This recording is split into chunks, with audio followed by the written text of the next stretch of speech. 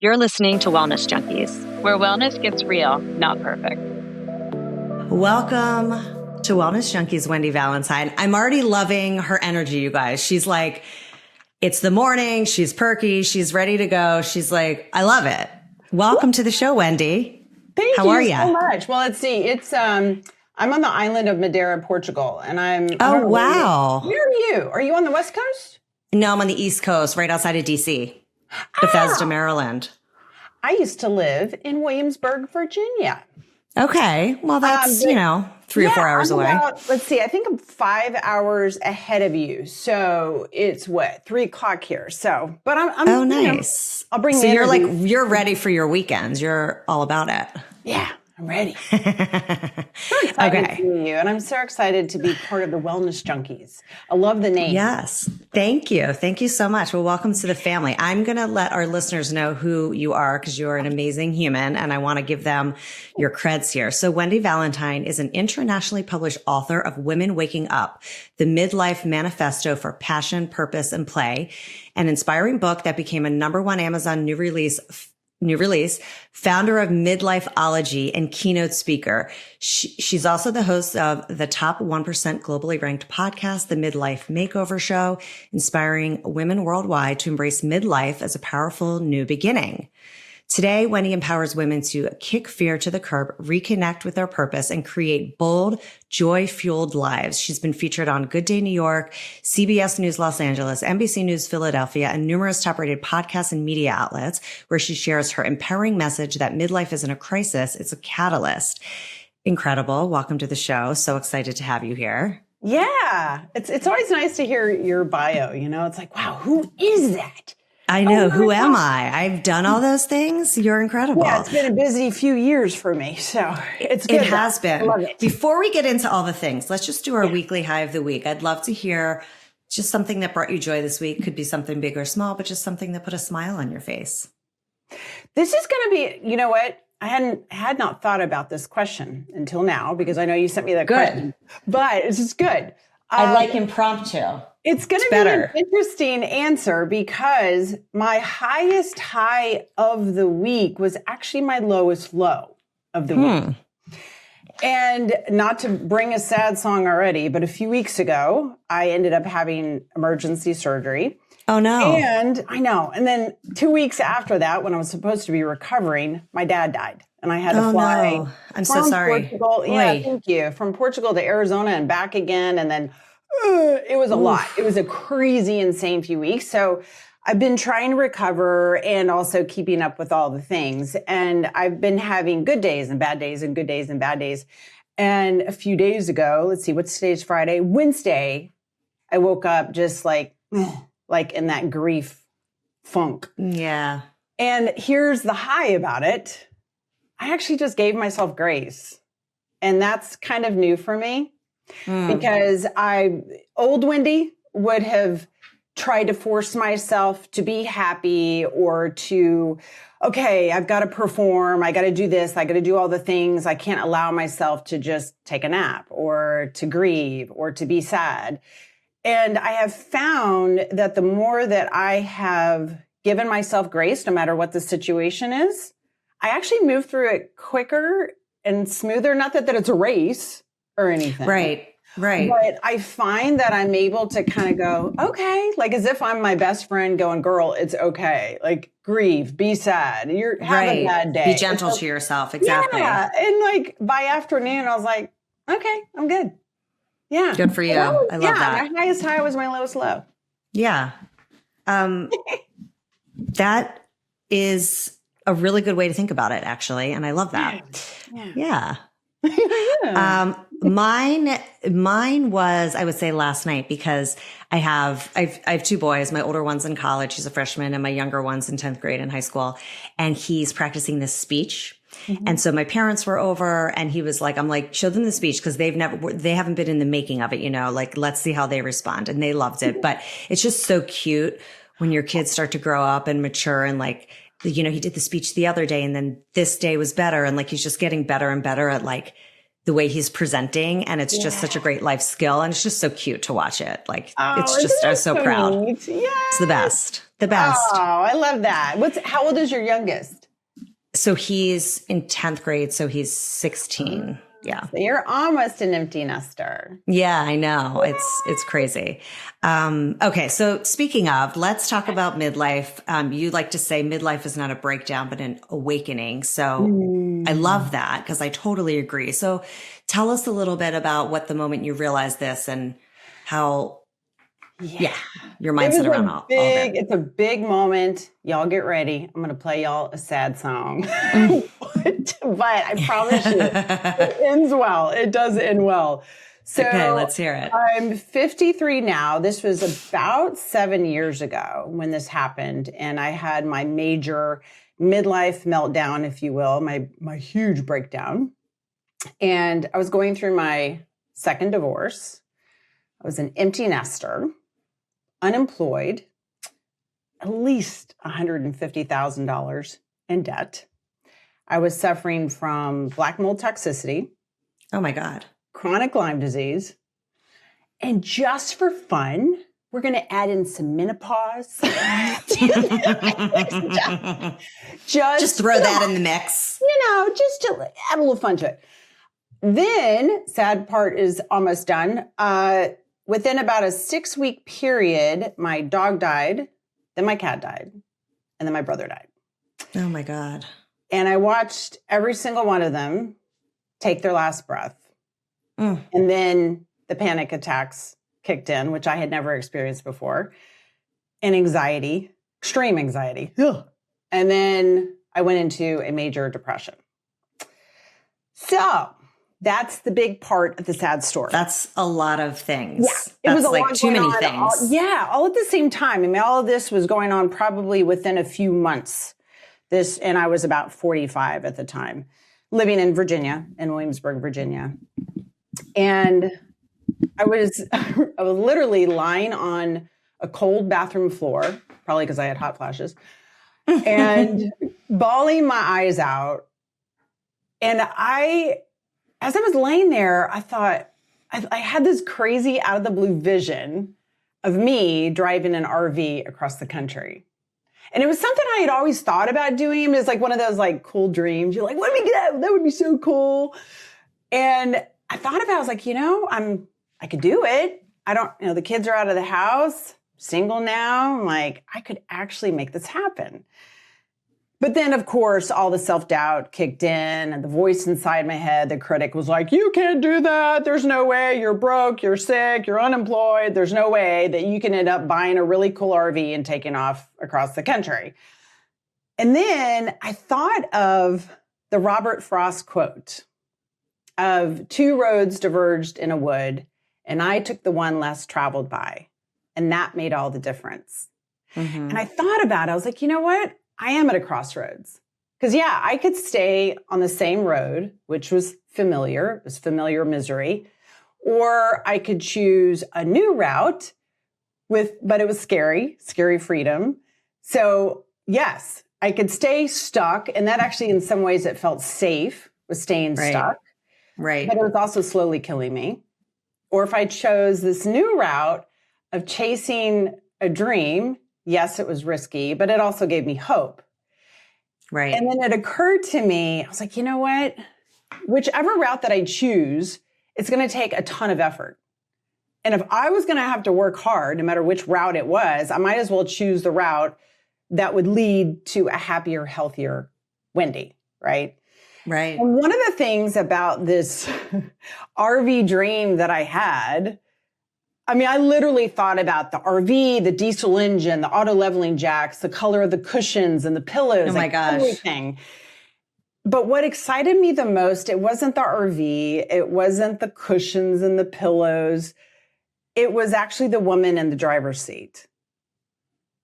And the woman that was finally in the driver's seat of her life, and a woman that was happy and healthy and financially free, and a woman that finally followed her dream of becoming a writer and an inspirational speaker. That's what I was excited about. And literally, as soon as I tapped into that, when I tapped into who that woman is or who she could be, and I began to think, believe, and act like her, everything just started to fall into place. Crazy. Like within 4 weeks from that moment on that cold bathroom floor, I got a job offer in Chicago. Wow. And it was a job I had never done before. It was selling houses, like new construction houses. I had never lived in Chicago. I think I went through the airport a couple of times. But I got this job offer and I thought, well, what the heck? Maybe this job will lead me to my dream job. If I can get out of debt, I can regain my health, overcome the trauma and the drama and everything I was going through in my life, and maybe I could actually make this happen. So I took the job and packed up the house and drove a U-Haul from Williamsburg, Virginia to Chicago, Illinois, and left on a Saturday. And I ended up starting that job on a Monday. Wow. And it's so crazy as I think back at this time frame. But within 2 years, I ended up paying off all the debt, saved up enough money to buy the RV, started working behind the scenes on creating the Midlife Makeover Show, and regained my health and, seeked therapy. I did everything I possibly could to become that woman in that driver's seat. And finally, October 2021, I took off in that RV across the country.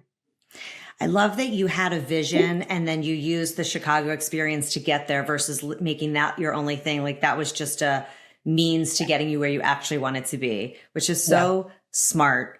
And so 2 years later, you took that RV, and then is that when you started writing your book, Women Waking Up? No, I actually, in going back, there's that quote from Steve Jobs: "You can't connect the dots looking forward. You can only connect the dots looking backwards." And it's amazing as I look back at those dots, how they align so perfectly. And when I took off in the RV, I knew I was going to start the Midlife Makeover Show. I was like, I'm just going to start there. I was like little chunks, little baby stuff. Yeah. And then after I started the show, I ended up getting contacted by a publisher, which is crazy. Wow. That wanted me to write a book for midlife women. I ended up turning them down because it wasn't the book that I wanted to write. They kind of wanted a generic book, like, oh, just whatever, do yoga and bake cakes. And I was like, yeah, that's not me. I'm not your girl. But it was fine because it led me to a literary agent, led me to a coach that actually helped me write the proposal, which ended up the book that I have today. So the book, Women Waking Up, is literally that 2-year period of everything that I did, from breakdown to breakthrough, rebuilding my life, everything and everything. I mean, it's all jammed in there in, 200 pages. Had you always been a writer? I always wanted to be. I used to blog, which was it's funny because I went to culinary school, or actually patisserie pastry school in Paris. Oh my God. It's incredible. It was such a blast. And when I went there, everyone was like, well, how are we going to know how you're doing? That was kind of before the whole Instagram and everything. And I was like, well, maybe I'll start a blog.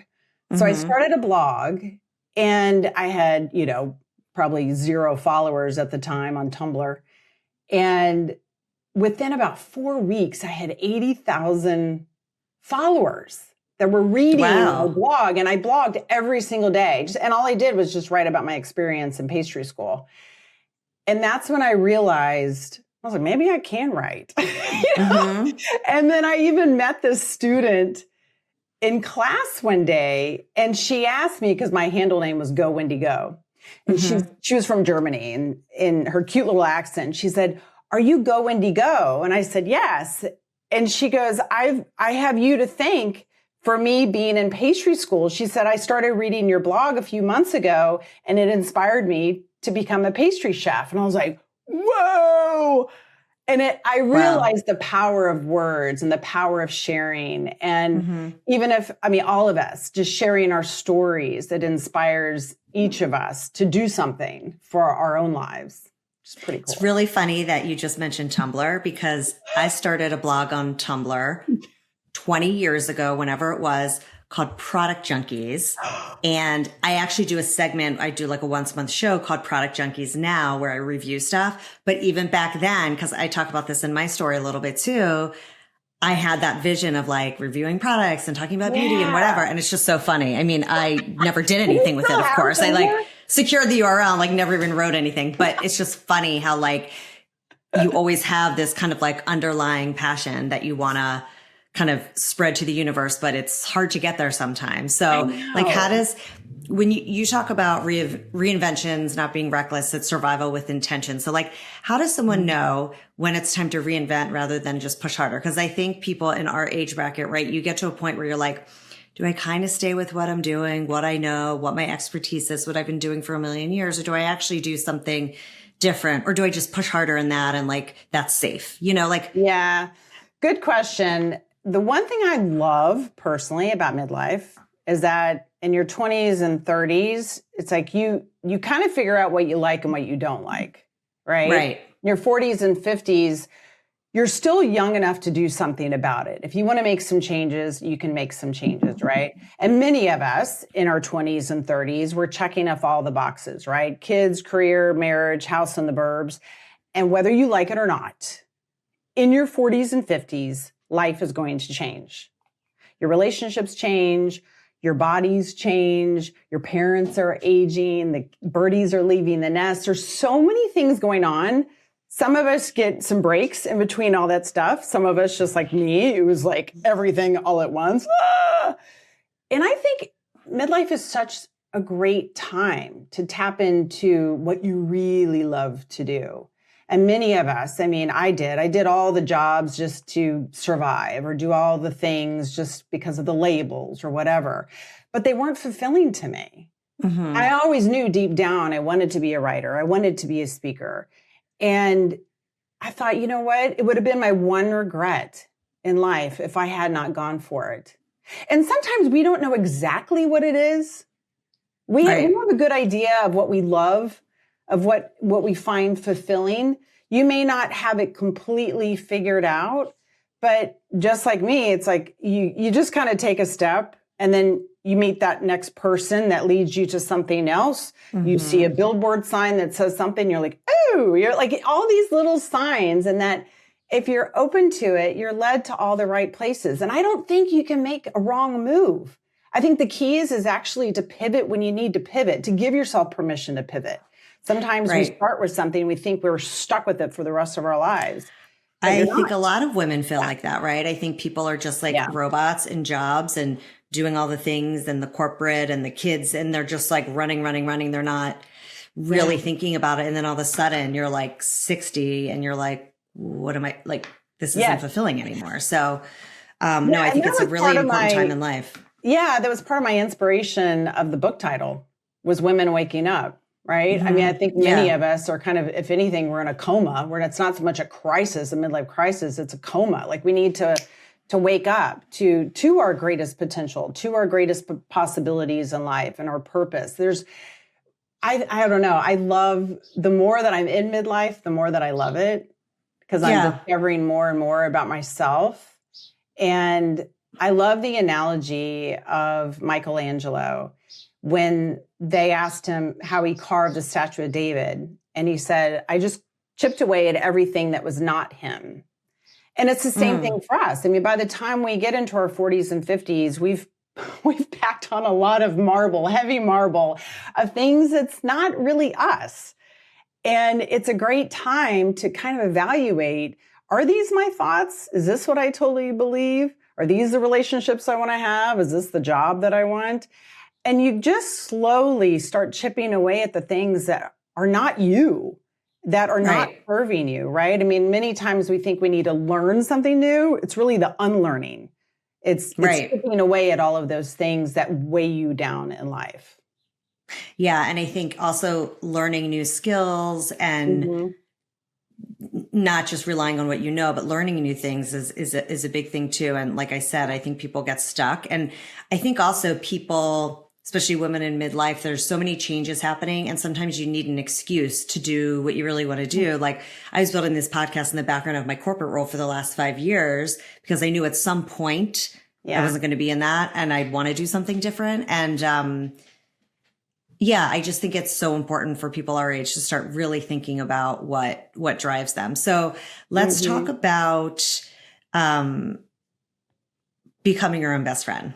I love that. I know, it's my favorite. What does that mean? What does that look like in real life?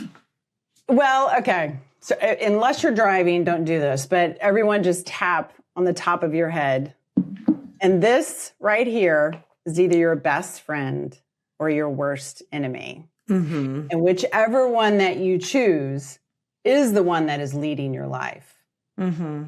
Because we all have heard this statement several times, you create your thoughts and your thoughts do create your life.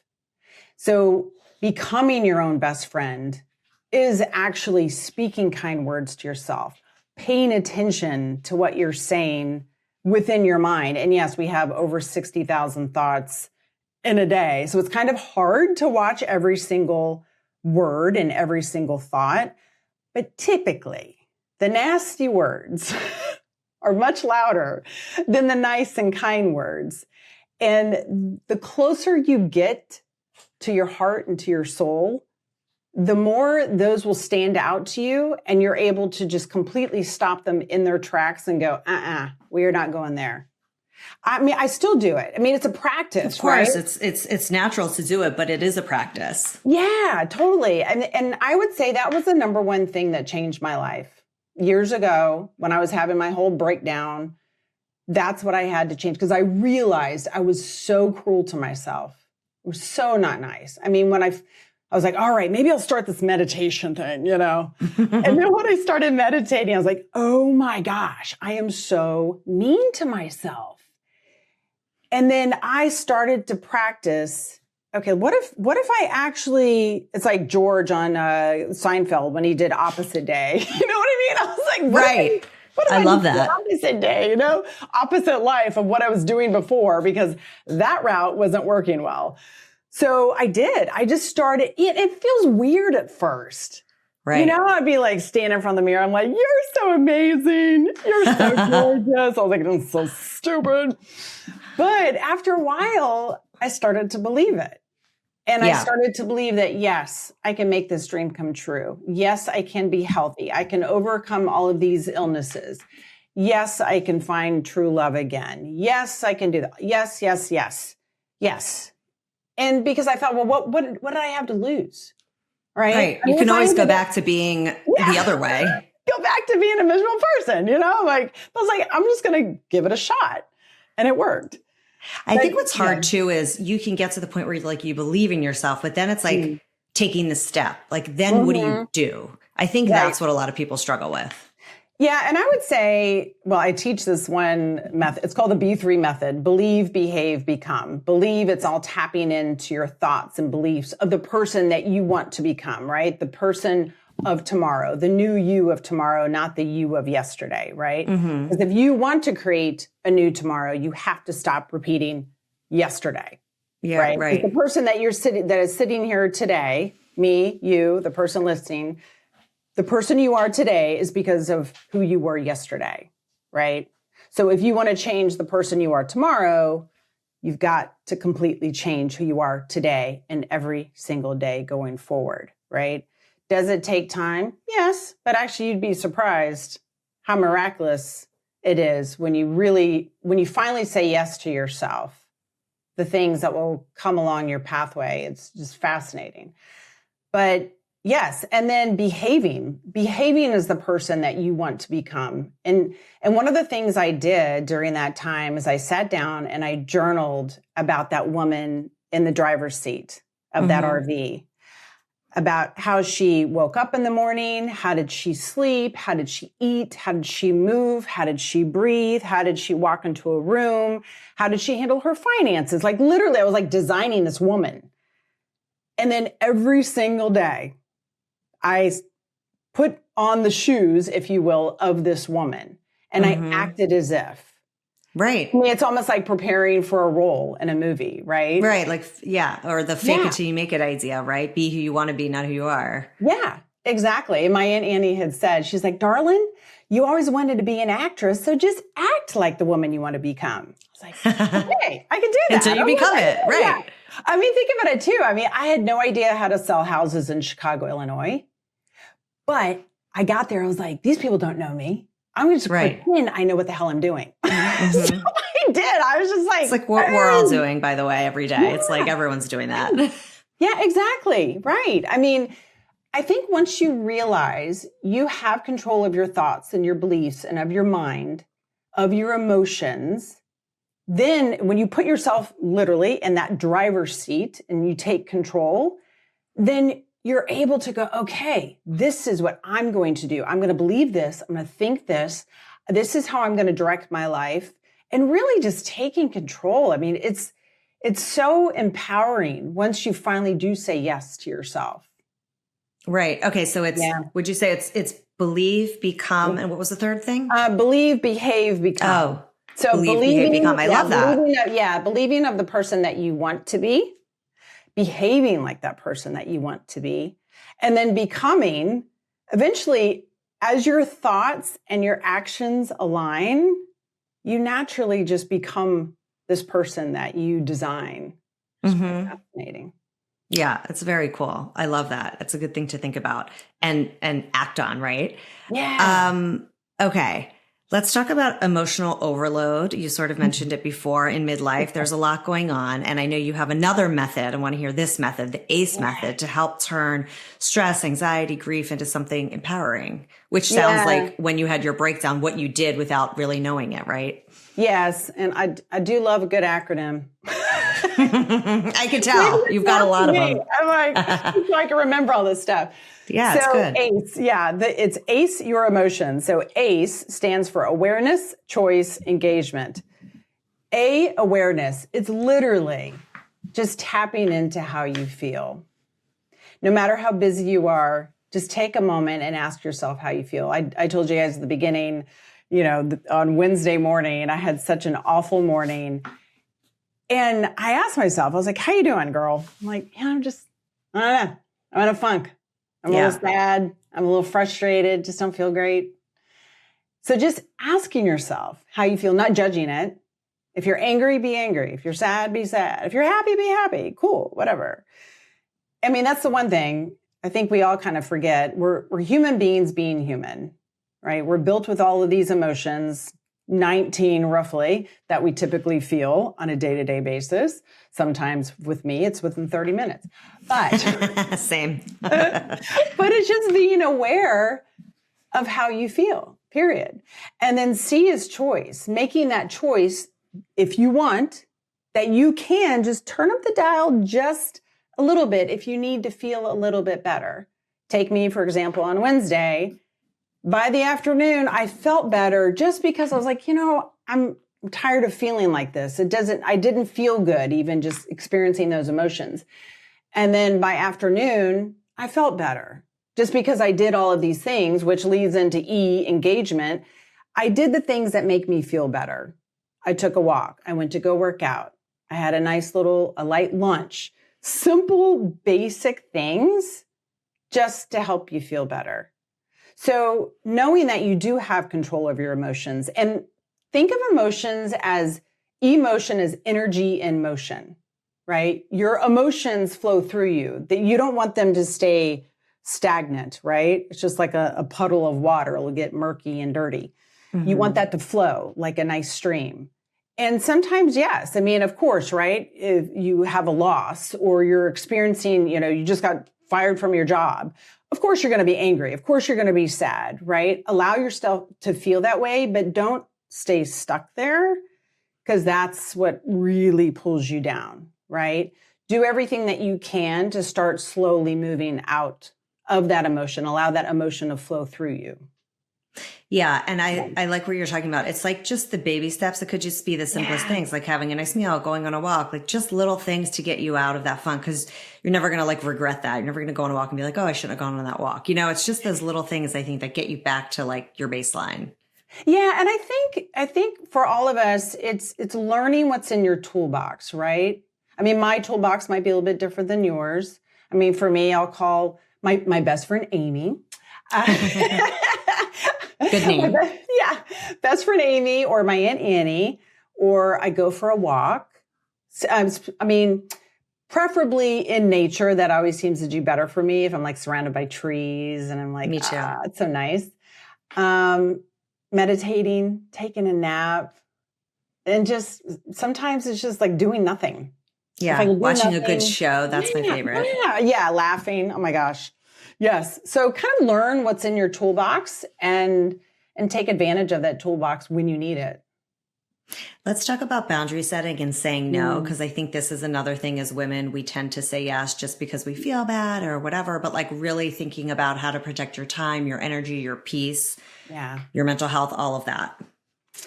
Yeah, boundaries. That's a big one, isn't it? I think for me, when I hit my mid-40s, I realized I didn't have any. I was like, oh, what's this thing about boundaries? What does that mean? I really did not know what it meant. And a little backstory, I had probably like my biggest epiphany in life. I was 50 years old. I was sitting on a picnic table in Malibu, California at an RV park. And I was watching the sunset. And I was kind of like at that point where I was ready to level up in my life, right? Professionally, personally. And I felt this fear and I didn't know what it was like. What is this? Trying to get underneath it. Wendy, what's going on?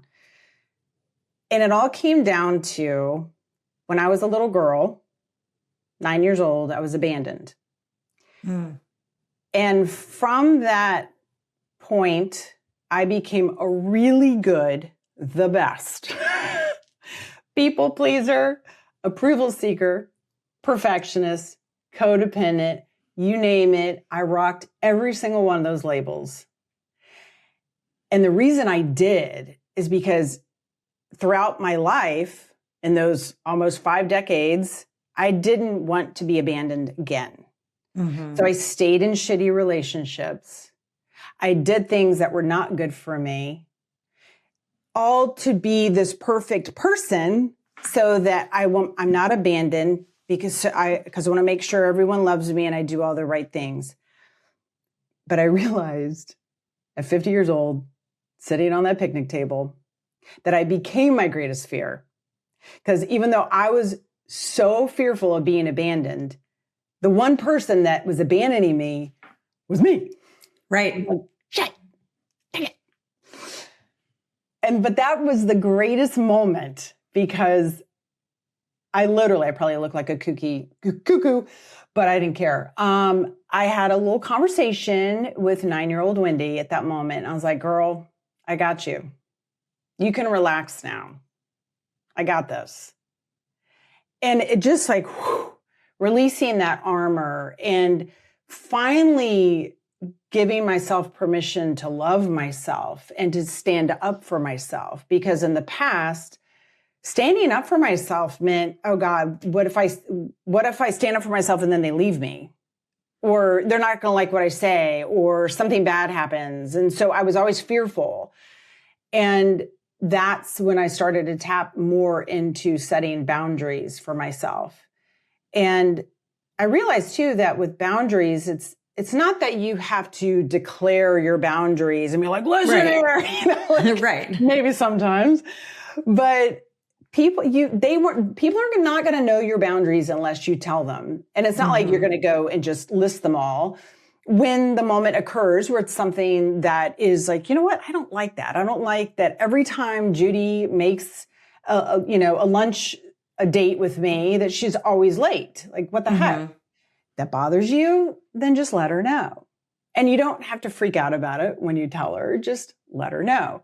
And I think the more that you tap into how you feel about yourself, how you speak to yourself, then And the more that you tap into who you really want to be in life, you become more and more protective of that in a healthy way, that you don't want anyone to be breaking that person down. So you'll start to realize people that you spot the toxicity in your relationships so much better, the more that you love yourself. Instead of relying on the love that they have for you, you love yourself unconditionally. Right. Yeah. So you don't need anybody else to. And I think saying no to things, which is hard to do, it is freeing, right? And not to have an excuse, but just to say, no, I'm not available. Because you know it's something that's going to drain you and you just don't want to deal with it. Like, it's okay to do that. Yeah. And I think people respect it, right? Yeah, exactly. And not to feel that you have to explain.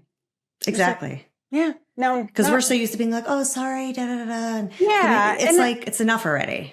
Right. And I think as women, as being mothers, and we're doing all the things, like we're just constant, and it's great. We are like the masters of multitasking, taking care of everyone, but we end up not putting the oxygen mask on ourselves first, right? And I think that's why many women, especially by the time the birdies do leave the nest, they're just like, ugh, exhausted. Right. But now is the time to step up, to wake up, to love yourself more than you ever have in your entire life. And you end up not having to focus on what everyone is doing or not doing. You're just doing your thing. You're being you.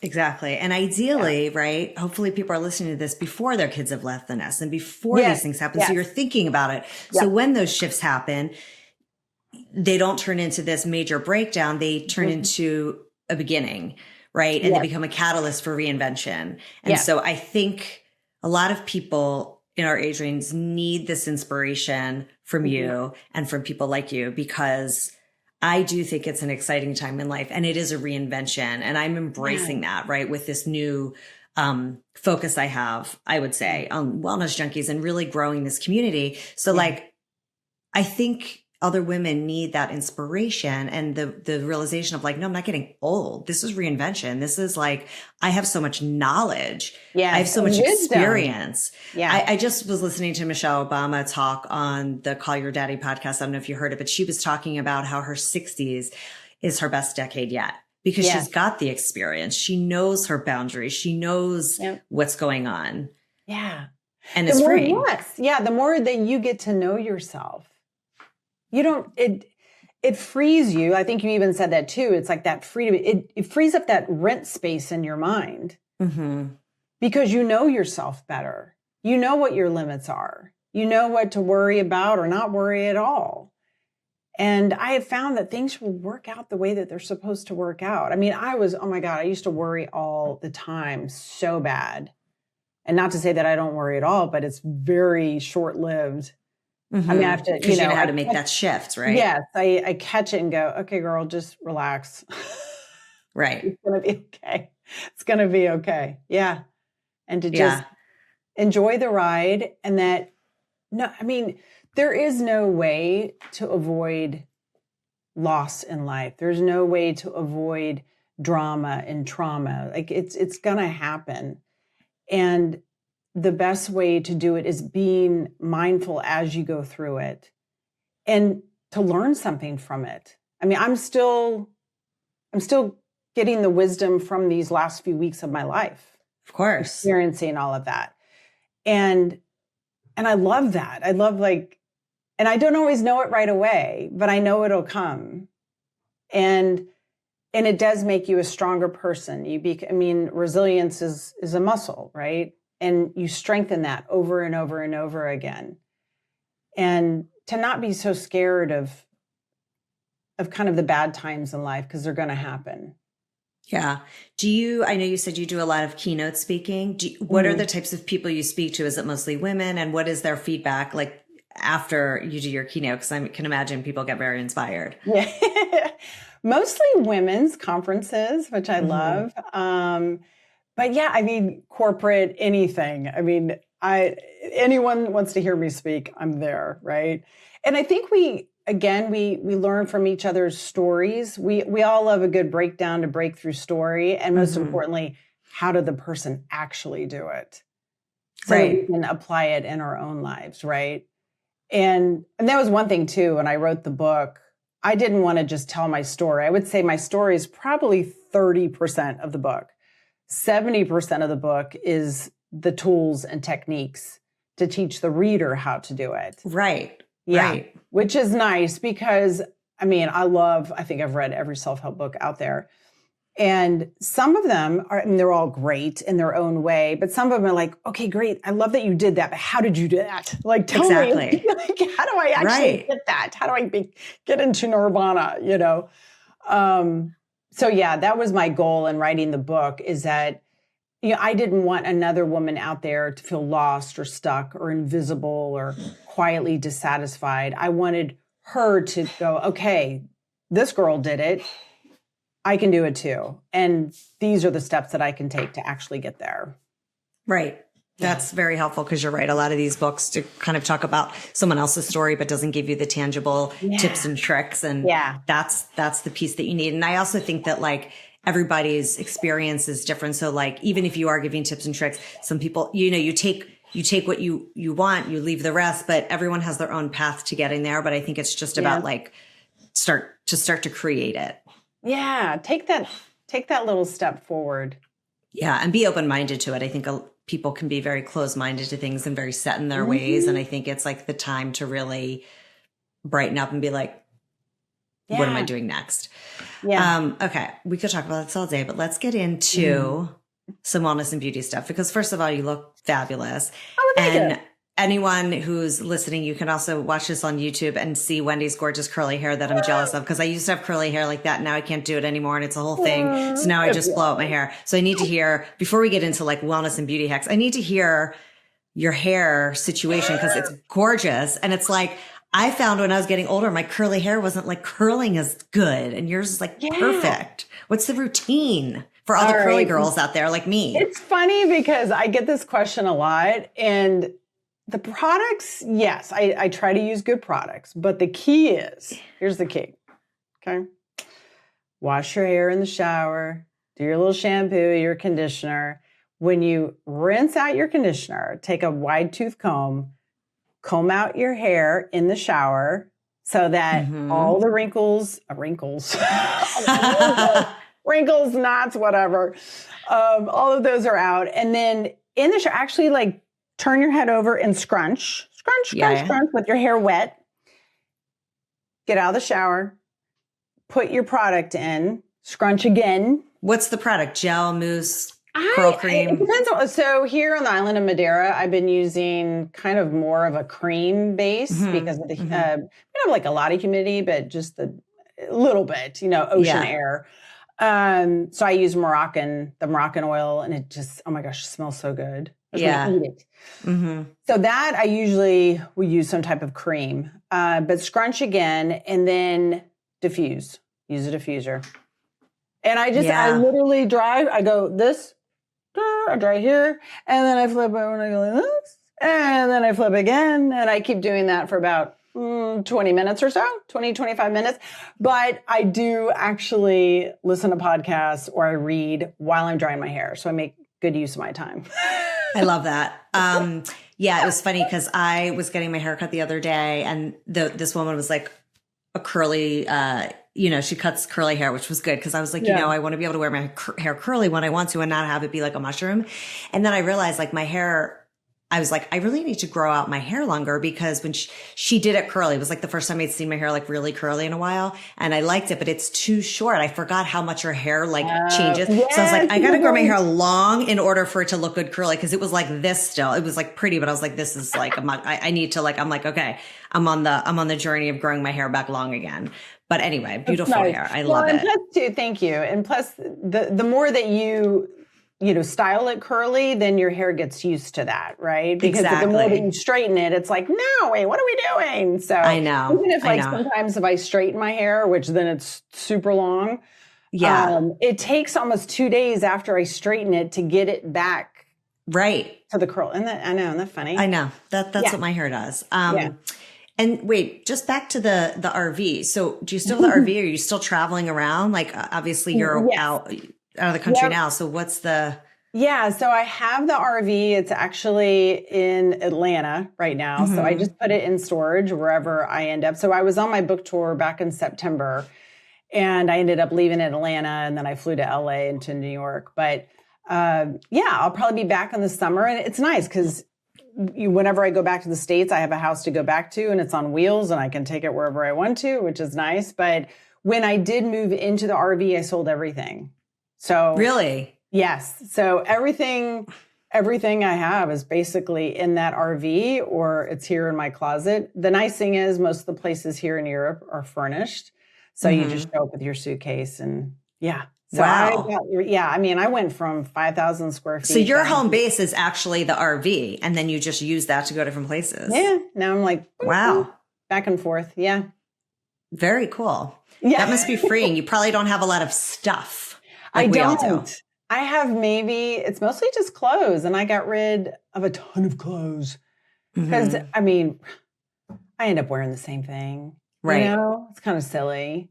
Yeah. But yes, I got rid of I went from 5,000 square feet down to 100 square feet, 100 square feet in the RV. So that was a lot, getting rid of everything, all the furniture, and I ended up the photographs that I had, especially the first two kids, they were during the old camera, days of like taking it to Walgreens and getting your pictures done. But I had to go through probably 2,000 photographs and then I had all of those scanned. So now, which is nice because once I did it, all the kids and the family have digital copies of all the pictures. So I got nothing. How many kids do you have? 3.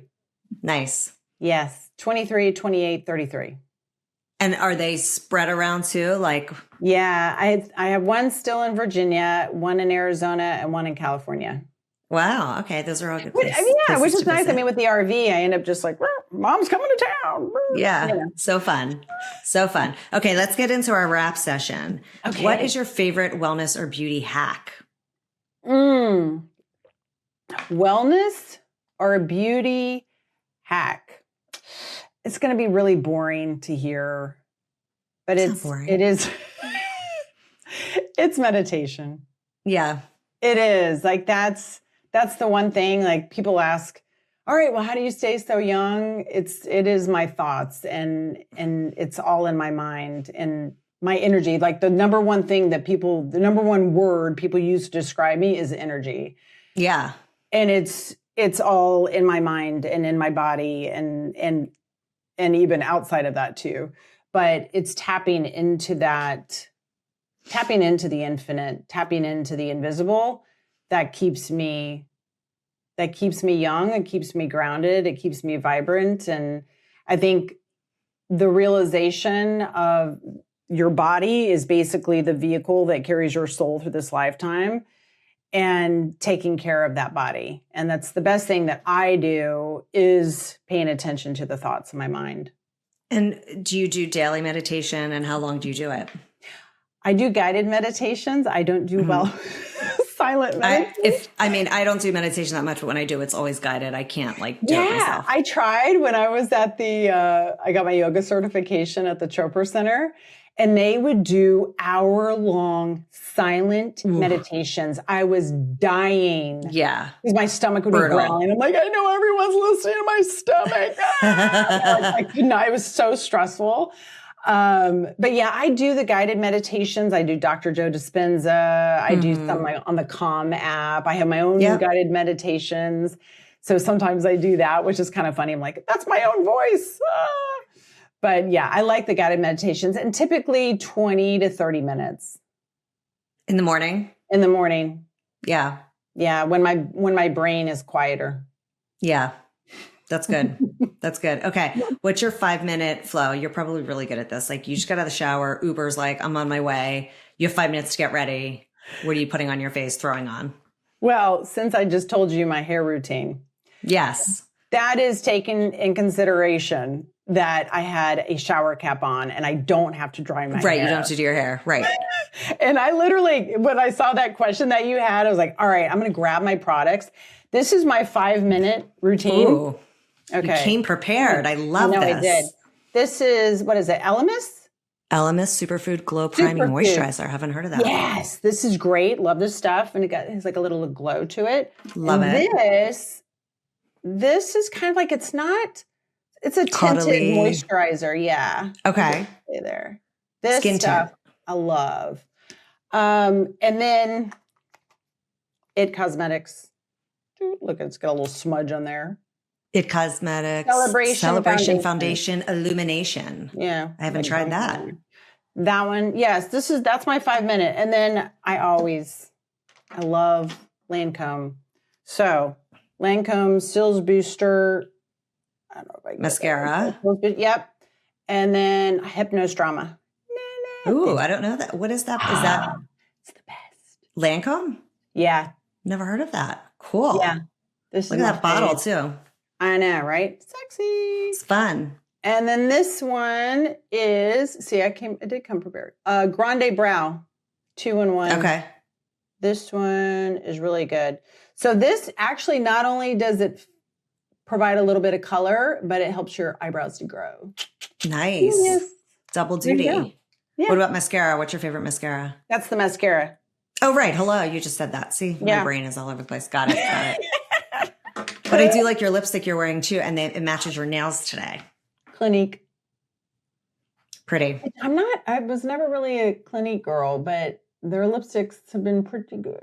Yeah. Yeah. Very good. Yeah. Okay. That I can do in 5 minutes for sure. Throw it on. Yeah. If my hair's done. Yeah, exactly. The hair is the key. What is the one product you've repurchased more than you can count? Hair conditioner. Good one. Any good brands? I do like the Moroccan oil. Yeah. The deep conditioner one comes like in a little tub. That one's really good. I used to use Diva Curl, but I can't get it here on the island.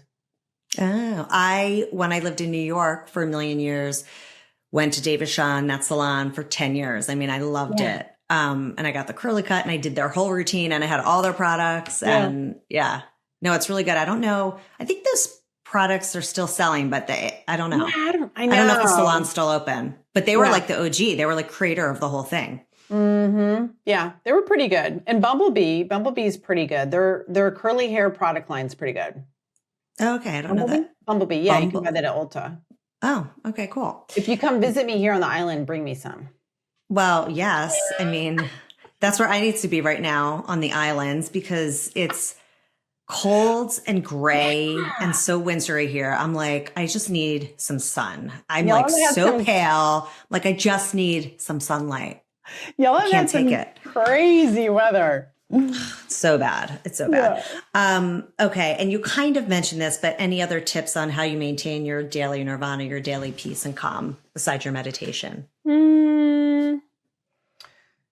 Hiking in nature, yoga, reading. Yeah. Nice. Yeah. And I think I finally, it only took me 53 years, finally doing what I love. So even despite everything I've been through in the last few weeks, a lot of people are like, oh my God, your dad just died. Why are you doing interviews? I'm like, this makes me happy. Yeah. So it's nice to be able to finally tap into what I love to do and to serve and to fulfill my purpose. And so, yes, doing all of this, even though it's a lot sometimes, as you know, it's just so rewarding. I love it. Yeah. And then just getting some of these messages from people and reviews and how they're changing their lives. I'm like, wow, that is so cool. Like it takes me back to my Tumblr days, you know, it's like, wow, you can actually change somebody's life. Like that is so cool. That's great. Where can everybody find you? Best place is wendyvalentine.com. From there, you can get the links for social media and Instagram, Facebook, and now LinkedIn. I'm a newbie on LinkedIn. I swore I'd never go on there. I know. It's a very interesting place. I mean, I've been on LinkedIn forever, but it's like a whole different ballgame. I I know. With the keynote speaking, I'm like, I have to. But my handle is, hello, Wendy Valentine on all social media. And the book is sold everywhere. And yes, thank you for giving me a copy. I'm so excited to read it. Yeah, and you're going to be on the show soon. So I'm very excited for that. Yeah, so the Midlife Makeover Show, that's everywhere you listen to podcasts. And it's weekly, right? Every week. Every week. Awesome. Yeah. And you said you're working on changing the format. What are you doing with it? Yeah. So right now, because video's kind of becoming a big thing now in the podcast world. So I decided to start doing live shows on Instagram, Substack, Facebook, and LinkedIn. Wow. So that video will then be available for replay. And then the audio of that show will also still be on Apple, Spotify. So it's just going to be a larger reach. Oh, that's very cool. Yeah. And I'll be able to do more fun things, graphics. And like, so if you've got, let's say your podcast, right? I can flash something up on the screen about the Wellness Junkies or whatever the latest that you're up to, all of that fun stuff. So it'll be, I'm excited about it. I was like, because it's also just so much easier. We can pop on, go live. More people can engage and. Right. You could take questions probably. And like. Yeah. Exactly. Yeah. Gary Vee style. He does that all the time. I know. Yeah. I'm excited. Yeah. Well, thank you so much for being on the show and joining us and bringing so much energy and light and love. We love it. Yeah. Thank you, Amy. You're awesome. Thanks for listening to Wellness Junkies. For more on today's episode, follow us on Instagram at Wellness Junkies Official and find us on TikTok and YouTube at Wellness Junkies. You can also head to wellnessjunkiesofficial.com for expanded show notes, product links, and more.